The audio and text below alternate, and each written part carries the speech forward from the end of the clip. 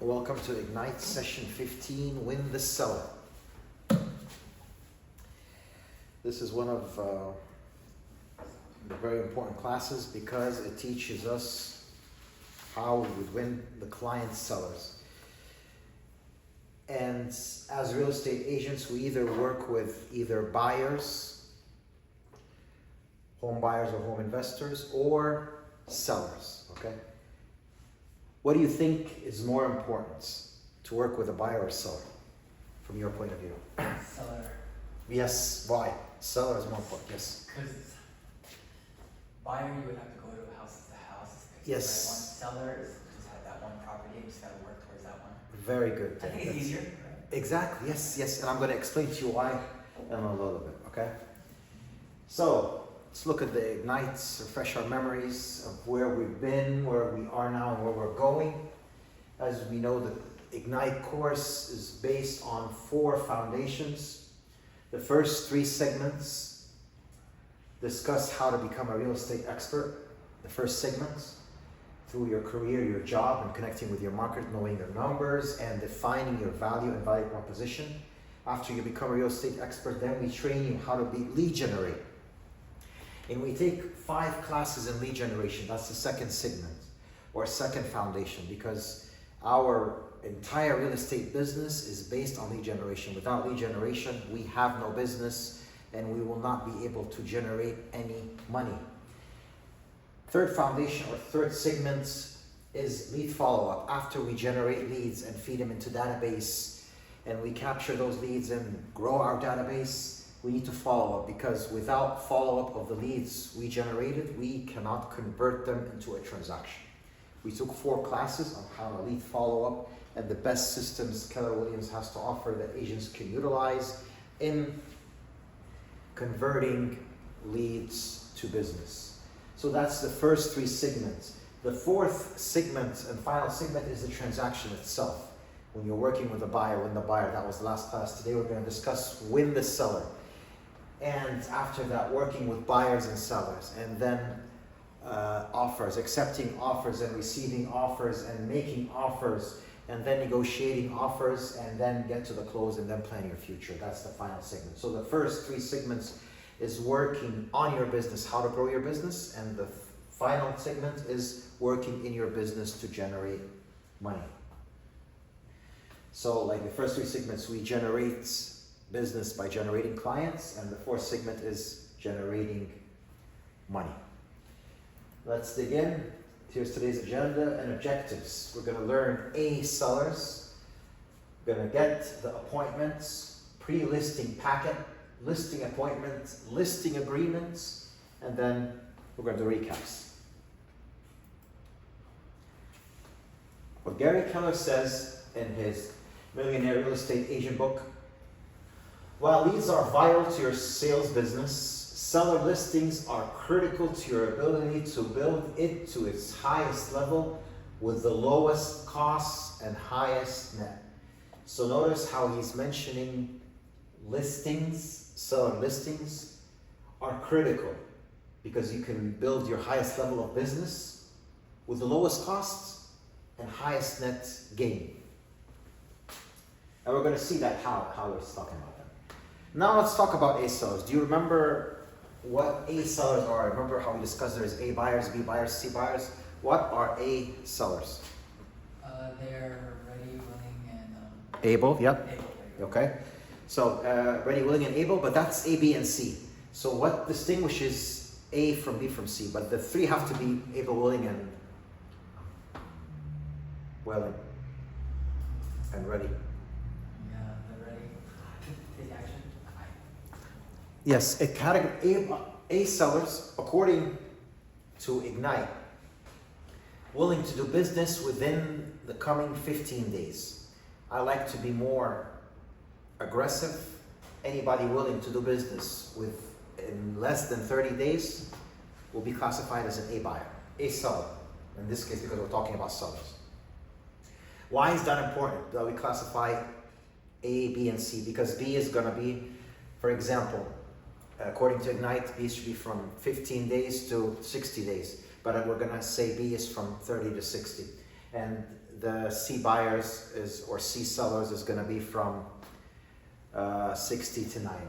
The importance of this classification is to set the level of priority. The level of priority you're going to be in following up each and every client as you tag him and put him in the database. This is a homeowner thinking of selling his home within 45 days. He'll be classified as a B seller. This seller is thinking of selling his home within 3 weeks. He's going to be classified as an A seller. And what distinguishes A seller from B seller or C seller is the amounts of follow-up I will be doing. So you're going to intensify the follow-up with A sellers because they are going to do business quickly and they are going to be choosing their agents as soon as possible.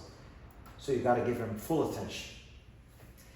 A qualified seller is able, ready, and willing to do business in the next 14 days. As I mentioned, that's what Ignite says, in the next 14 days. But if you find someone who's thinking of selling their home within 30 days or less, classify him as A seller, so you would follow up and not lose that deal. The 3 L's of the Millionaire Real Estate Agent book. So what are those 3 L's? In that book, it's really an awesome book to make you think how you can, make $1 million from real estate. So the 3 L's are leads, listings, and leverage. And we're going to touch now on what you mentioned then about it's easier to have a listing with a seller, less work, less cost. That's true. So the base of any triangle in the 3 L's is going to be the leads. You generated the leads. If that lead is a listing, which is the second arm of the triangle, then you have a leverage. That will be the 3rd L. The reason for that is you can handle easily 10 listings a month without any problem. You just list the property, put your sign, and market it.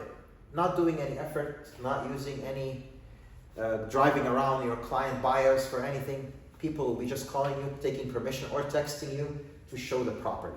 All you need to do is choose the best offer that you get for your clients and then collect your commission. That's the leverage you have. But when you're working with 10 different buyers in 1 month, it's so time consuming. You're going to find yourself driving all over the place, planning and scheduling appointments. And then buyers are going to be very picky.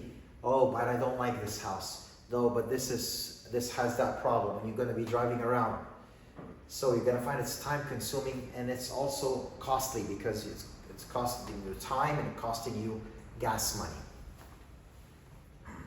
But with listings, as you can see, you have leverage. You just sign a listing agreement, market the property, and you have that leverage. There's another leverage as well. When you market the property, you're actually marketing yourself because you're the listing agent. So you're doing 2 things here. You're marketing the property and you're marketing yourself. So you're doing, killing 2 birds with 1 stone. You're promoting your brand through marketing your property. And most likely, when you have a listing, you're going to get 2 to 3 leads. Sometimes you get 2 sellers, 1 buyer, 1 seller, 1 buyer, but usually it has to have at least 1 seller and 1 buyer. You're getting extra leads out of this. But when you're working with a buyer, it's very unlikely that you're going to get a lead unless that buyer refers you another lead. That's why it's amazing to work with sellers, and that's what it's all about in real estate, targeting sellers and selling their homes. Virtues of seller listings. Seller listings mean marketing opportunities. Yep, what I just discussed, when you market the home, you also market your brand. People know you as a listing agent, and they will consider you and selling their home. Number 2, you have more control of your time. As I mentioned, you can have 10 listings, even 15 listings in 1 month, not a problem. Because you don't have to drive around. You just put your sign and market through social media, send out flyers, mail out flyers. You don't even have to, even when conducting open houses, you don't have to be in person. You can just, agents are begging to look for open houses. So you can just have another agent hold your open house. So you have control of your time. 3, seller listings maximize your per hour compensation because you save time. But with buyers, you spend a lot of time with the buyers. But with sellers, just answering phone calls and responding to texts. 4, volume, volume, volume. You can always handle more listings. If a seller calls you up, no problem. You go to listing appointments, sign the listing agreements, put your sign in the front yards, and then advertise on social media and online. 5, with seller listings, you are on the front end of pricing. It's up to you to determine the price. You know how sometimes you see homes that your buyer may like, but you can't do anything about it because there's multiple offers and it's beyond the budget of your buyer. You can't control the budget of your buyer. Or a home is overpriced and it's not going to appraise and the deal may not go through. But when you're on the seller side, you get to determine the right price for the property. And the smart pricing strategy is to underprice it so that it will draw a lot of attention and people bid against each other and it will sell over market value. So you control the price in this. 6, properly marked seller listings bring you more business.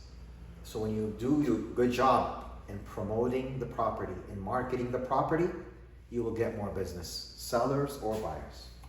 Any questions about those virtues of seller listings? Clear, everyone? Good. 7th step, okay? Seller service cycle. Remember we had a 7-step buyer service cycle in the last class? If you remember, we had something like that. It's very similar, but from the seller side. Number 1 is leads conversion. As I mentioned in the introduction of the framework of Ignite, there is lead generation, lead follow-up, and then it converts into a transaction. So number 1 is lead conversion. Very logical. Number 2 is pre-listing. So whenever you're going to go on a listing appointments, let's say get a listing appointment, there's something called a pre-listing packet or a pre-listing preparation that you must prepare before you go to the listing appointment to do your listing presentation.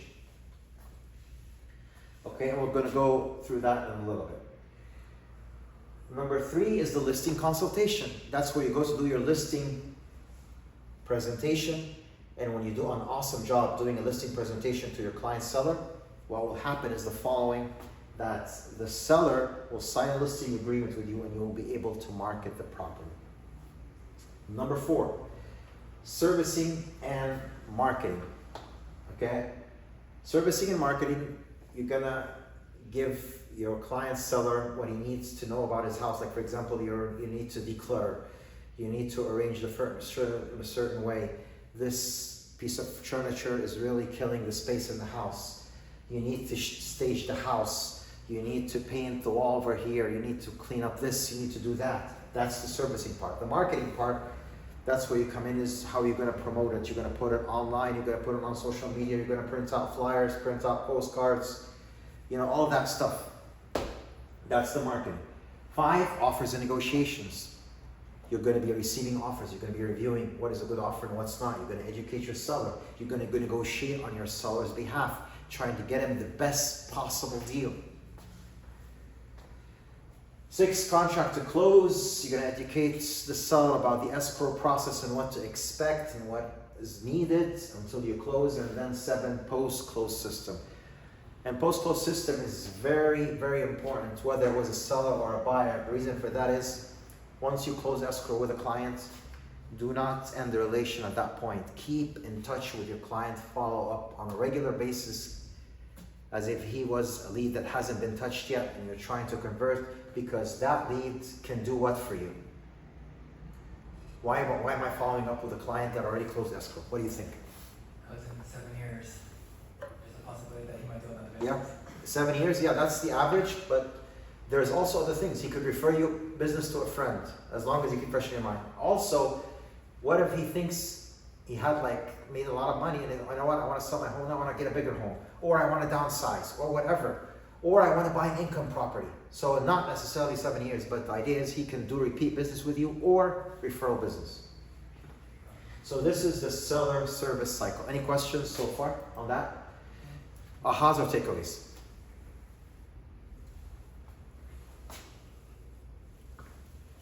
Okay, see on Zoom what's going on here.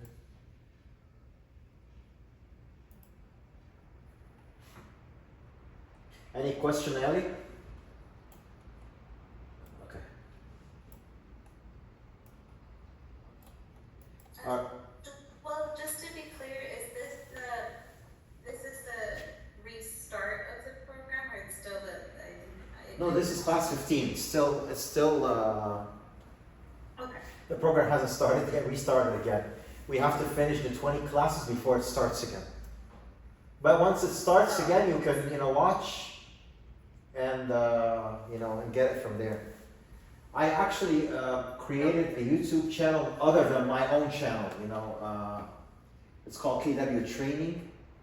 Just type in my name, James Abdelmalek Ignites. You're going to find some classes that I uploaded on YouTube. It's not going to be on my channel where you find 14,000 subscribers. No, not this one. It's going to be on a different channel called KW Training. Just type James Abdelmalek Ignite. You're going to find the first 9 classes. That could be helpful for you until it restarts again. Okay? Okay, thank you. You're welcome. Now get the appointments. Keys to converting your A sellers.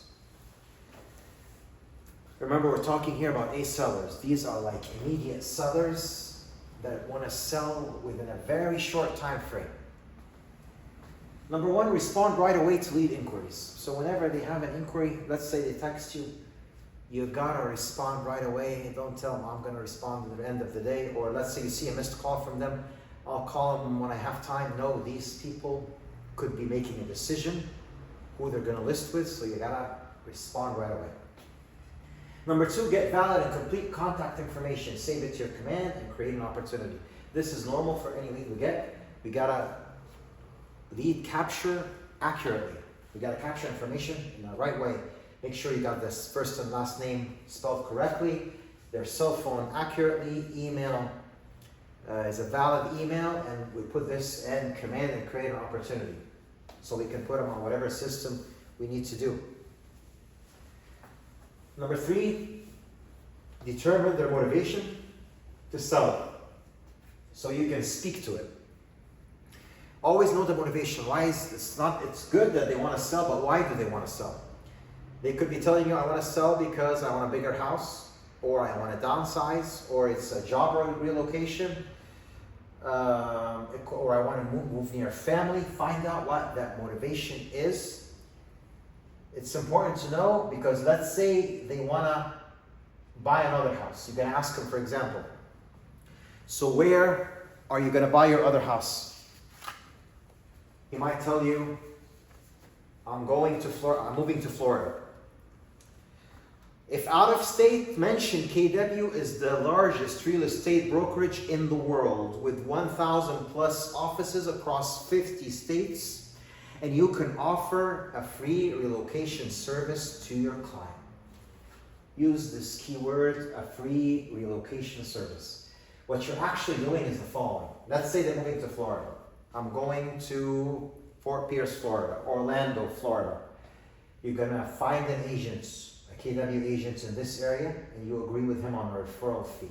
So you'll be making money as well, but according to what the seller understands is you're offering him a free service. And it is free because he's not gonna pay the other agent anything. But he's gonna see that you're professional, you have a lot of resources and networking, and you'll be able to provide him with that. Number 4, set an appointment time and date for as soon as possible, and send a pre-listing packet, which we're going to be discussing a little bit. So you gotta remember how in the win the buyer class we were talking about, always get the appointment, and then do the buyer consultation and make him sign the buyer agreement. Same idea here with you talking to a homeowner who wants to sell a seller. Okay? Any questions about keys to converting your A sellers? Okay. Now, what sellers want most from their agent? So we always have to understand how sellers think before they sign up with us. Okay? And this is based on A survey conducted by NAR, National Association of Realtors, in 2021. Okay. 21% of sellers want help in pricing their home competitively. Okay? 21 of them. 20% they want help. The seller wants help in marketing the home to potential buyers. That's another big portion.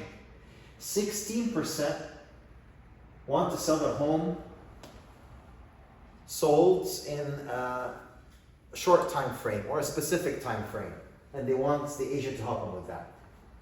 And 16% wants the agent to help them find ways to fix up the home to sell it for more.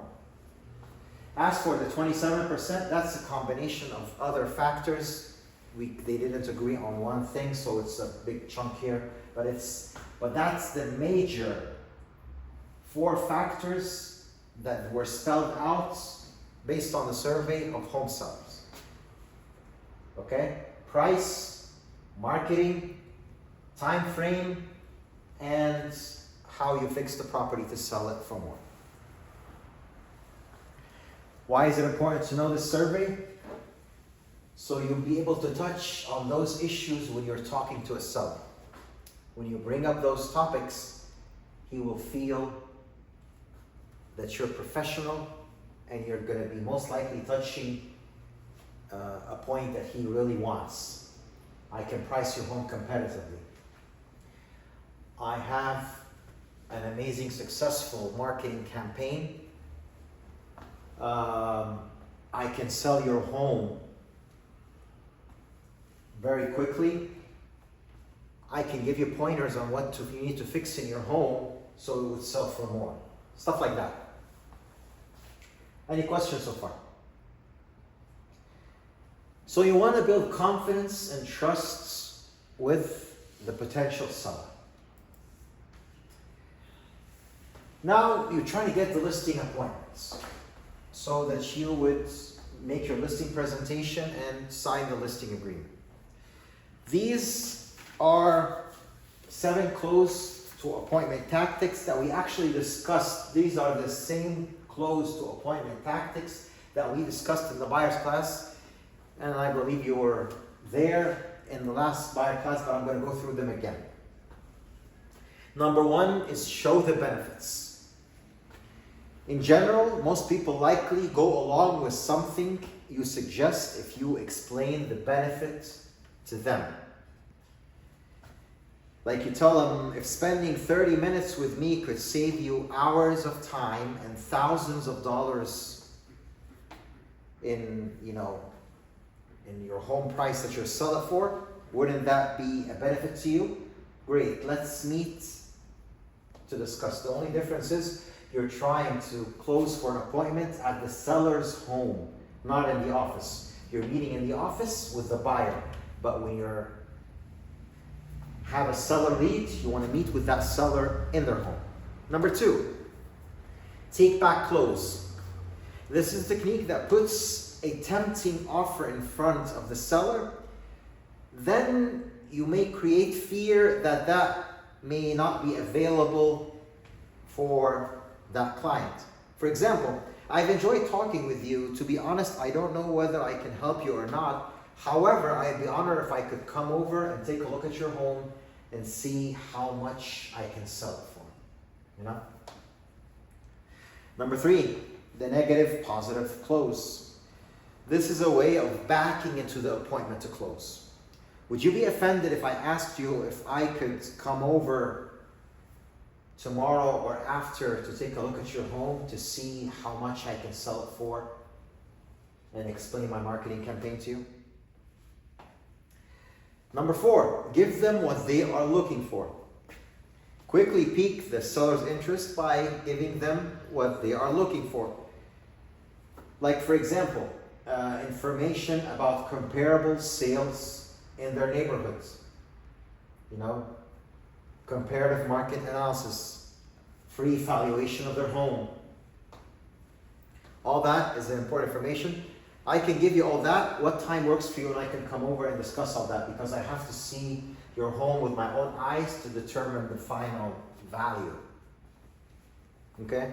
Number 5, trial close test waters first, which means you should find out whether you and your client genuinely agree.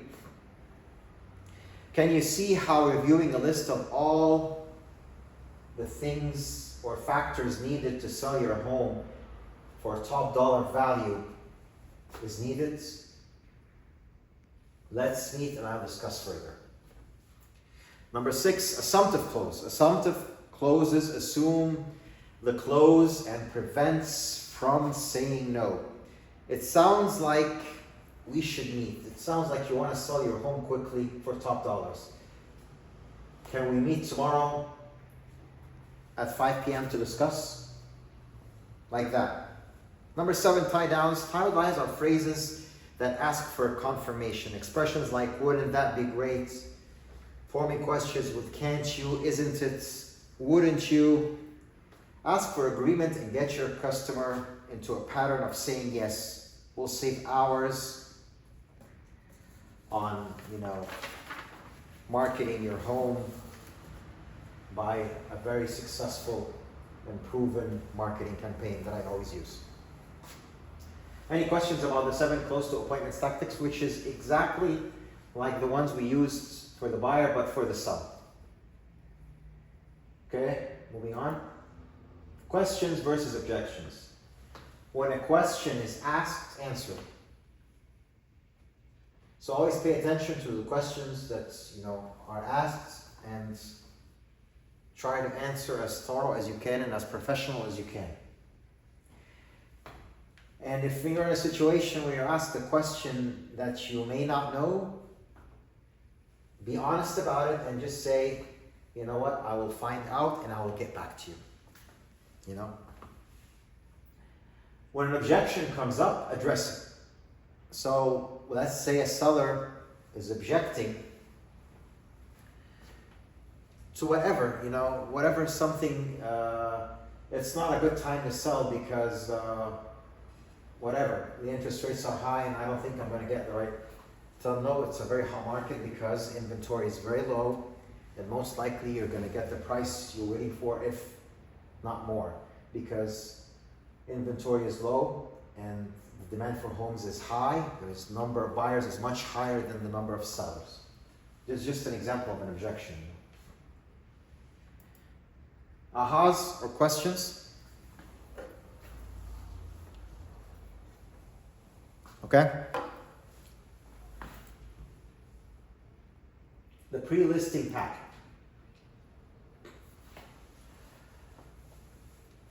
We tend to follow the purposeful approach. If you remember in the first class of Ignite, we had the 6 personal perspectives, and even we had 3 detailed classes separate from Ignite about the 6 personal perspectives. And this is like number 4, I believe. I think it's 4, yes. Yeah. So it's called a purposeful approach, moving from E to P, from entrepreneurial to purposeful approach. Every one of us has a natural ceiling of achievement, and once we reach that ceiling, okay, I'm good with that. I don't want to accomplish anymore. I want to stay in my comfort zone.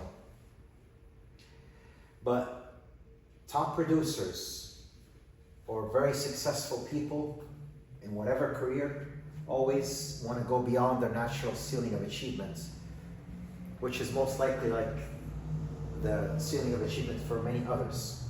That's why they're so successful.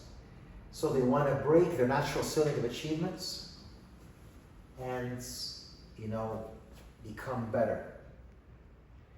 And this is done through focus, mindset, models, which is offered from KW and is given through all the Ignite classes, systems, techniques or strategies used that we apply consistently and systematically so that we accomplish what we're trying to do, and we will have breakthroughs.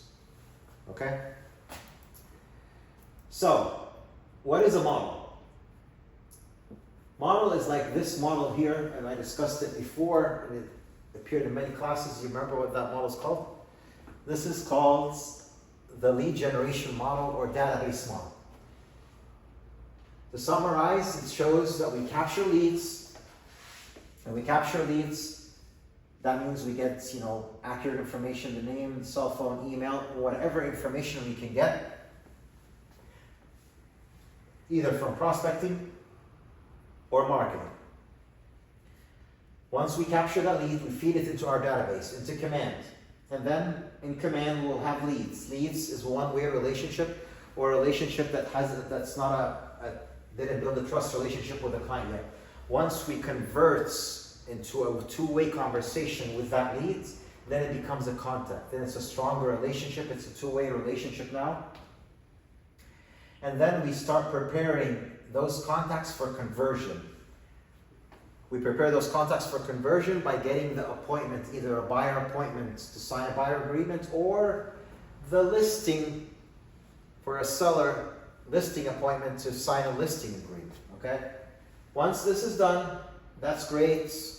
We sign the agreements, we submit the offer or receive the offer, and then we close escrow, we get our commission check, and then we keep on following up with those clients that we close with so we can get repeated referral business, and so on and so forth. So it's all about lead generation, relationship management, client referral loop, okay? That's an example of a model. What is a system? A system is a consistent activities performed to different phases of a model to achieve objectives, which is converting a lead to a transaction. Okay? Like the 19 system touch, okay? Or the 36 touches. Now, let's talk about the pre-listing packet. The goal of a pre-listing packet, which is, by the way, a packet that you drop off to the seller before the listing appointment. Pre-lists, pre-sell, build the seller confidence, answer the questions and objections before your presentation. So you'll be sending them that pre-listing packet. And by the way, a pre-listing packet, it would have a sample property flyer for the seller's home. You would take a photo of the property and create a sample flyer, or a home that you marketed before, showing him that's how it's going to look like on the flyer. A cover page, a pre-listing cover letter, 10 customer service commitments. Get some kind of testimonials that you have, even if it's testimonials from people who worked with you but didn't close yet, or friends who would give you any testimony. I mean, that's if you're new to real estate, that is. Why you need an agent? You explain to them the importance of having an agent, because they might think, well, I don't know, why do I need to pay an agent a commission? Why don't I just put the house on the market myself and I'll do all the work and save thousands of dollars? That will be explained in the pre-listing packet. And then 7 real estate truth. All this is written already. 10 steps to selling your home. 10-point marketing plan. All this is already in the pre-listing packet. And then about Keller Williams, it's discussing about the KW brand, which is very important. You're trying to leverage the brand of Keller Williams, telling him you're working with the best franchise in real estate in the world. Top in unit sales and top in dollar volume.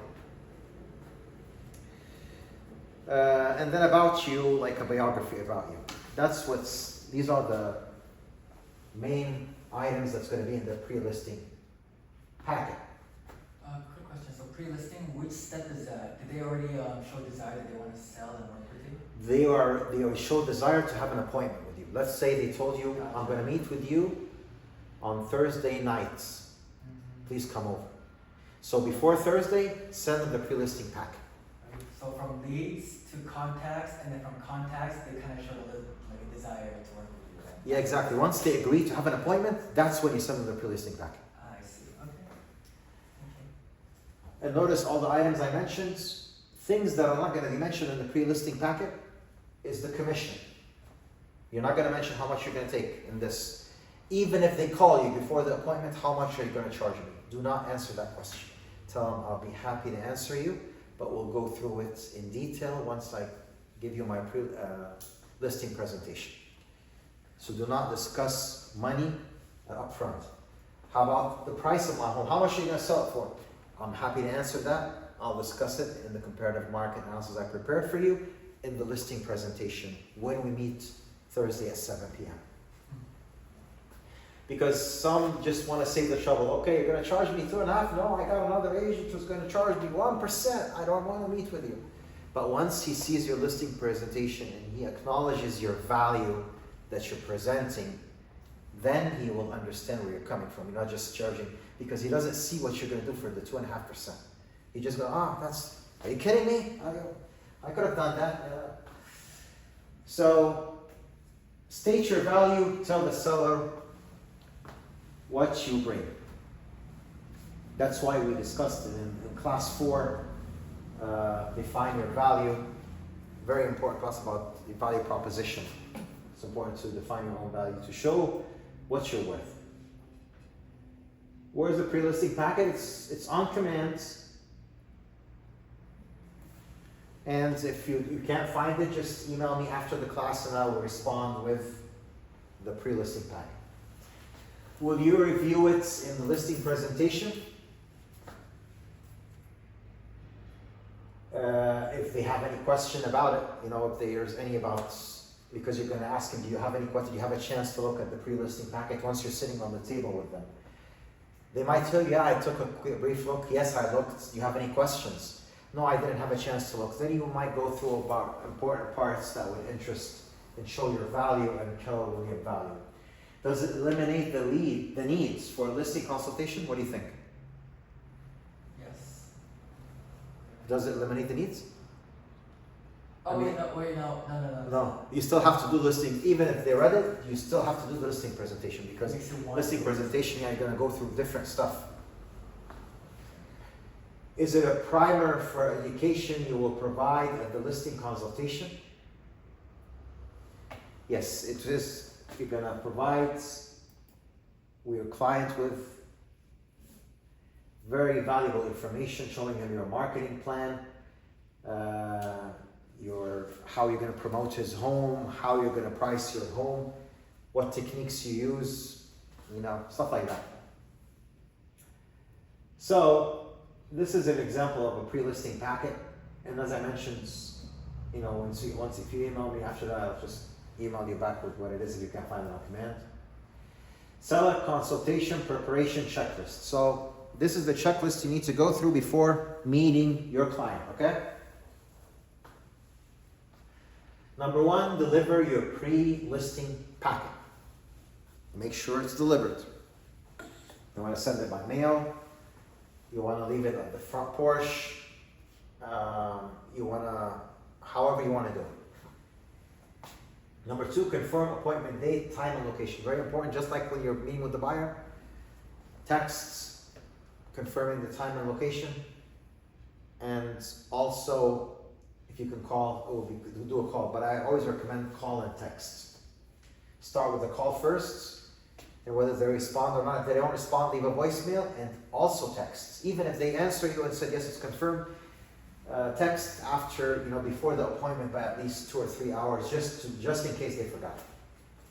Number 3, ensure all decision makers attend. Do not go to a listing presentation when it's the husband alone, the wife alone, or any involved parties on the title are not present, because in order for the listing presentation to be official, it has to be signed by all parties involved or all parties that are on the title. Because for example, the husband could really love the listing presentation you made, but then let me talk to my wife and I'll get back to you. Or the other way around. Most likely when this happens, no, we're not. I think we should sell with my cousin, stuff like that. But once they're both present on the table, you'll be able to handle any objections you see on the spot. What's preventing you from signing today? What is it that you want to wait for? What is your concern? Complete and practice your listing presentation. You can always practice this at home, by the way. You don't even have to have an actual listing appointment. If you practice your listing presentation every day for 10 to 15 minutes, it will be like solid. You'll internalize it. You'll be able to speak to it as if you're saying something every day. It's like you know it by heart. Okay? So it's always good to practice it. So when the listing appointment does happen, you will be ready to knock it out of the park. Review the lead sheets. The lead sheet is like a set of questions that you ask the seller. Again, if you guys need it, just email me and I'll respond. Why do you want to sell your home? Where do you plan on moving? How long have you lived in the home? What upgrades have you done? Are you aware of any issues in the home? Stuff like that. Arrive to the listing presentation in a professional manner. In a professional manner, be well dressed. Do not go with a shirt, with a t-shirt and jeans or shorts. Go in a suit. Whether boy or girl, go dress professionally. Okay? And arrive like 5 minutes before the appointment. That's on the door, but I'm talking about if you would arrive at the house, I would recommend at least 15 minutes because you don't know what delays could happen. What if there's an accident on the road that delays you? Because if you arrive late, that's the first impression. We had an appointment at 6 and he came at 6:15. Then he tells me, I'm gonna sell your home for this. Imagine how much he's gonna sell it for. He can't even, the basic, he's not even on time. He's not actual, he's not punctual.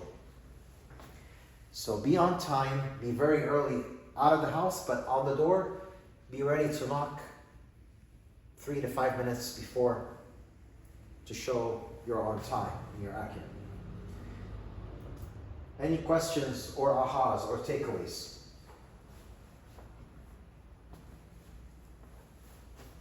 Okay. Listing appointment. The goal of the listing appointments is one thing. Get a signed lease agreement. That's what you're there for. Getting a commitment from that seller that he is going to exclusively sell his home with you or her home with you. So you create a great impression to build the seller's confidence in you as their real estate agent of choice. That great impression starts by being punctual, dressed in a professional manner, doing a great and amazing listing presentation, showing your value. It's all about showing your value. Number 2, share your price recommendation, the initial list price for their property, and your reasoning behind it. So how do you do that? Because they're always curious, is my home worth $2 million? That's what Zillow's estimate says, or Redfin estimated that. Is that true? So you gotta think. How do you do that? How do you show your price recommendation and your reasoning? What do you guys think? It's a very simple answer, actually. Presentation? Well, the presentation, yeah, but what are you doing in the presentation to show this is how much your house is worth? In the presentation? What? What are you doing in the presentation? Why are you presenting? Why are you saying your home is worth 1.9 million, for example, not 2 million?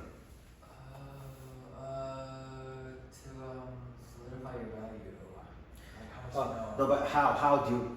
So in other words, you're showing them the price through comparative market analysis. This is a comparable home that sold just like yours. It sold last month for 1.9 million. And there's a week before that, another comparable home sold for this amount. So based on these 3 sales in your neighborhood, which are comparable to your home, that's what I think your price should be. And you got to tell the seller, I don't determine your price. The market determines your price.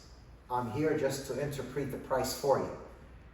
Because if all the homes on your street are selling for 1.8, 1.7, 1.9, you can't expect your home to sell for 2 million. You must have something very special about your home to sell for 2 million. Does it have a better view than other homes? Does it have way more upgrades than the other homes? So all these factors build the price. Number 3, set expectations for how you will market the home and work with the sellers. So you gotta set expectations. So, for example, if you decide to overprice your home in the market, be prepared that the home will sit in the market for a while. Because buyers are intelligent and they will know that it's overpriced. And there are other real estate agents who would see it's overpriced and not give you that. That's one obstacle. Also, assuming you do get that price, it will not appraise, because appraisers go by comparable sales. And if it doesn't appraise, the loan won't go through. You gotta set those expectations. If there's something that is hazardous in the home that needs to be repaired or a big issue, tell them it will be brought up in the inspection and we will have to deal with it. Buyers may determine that they want a credit or ask us to repair it. You gotta set expectations and explain, of course, the escrow process, what's going on, what's gonna happen there, and all that stuff.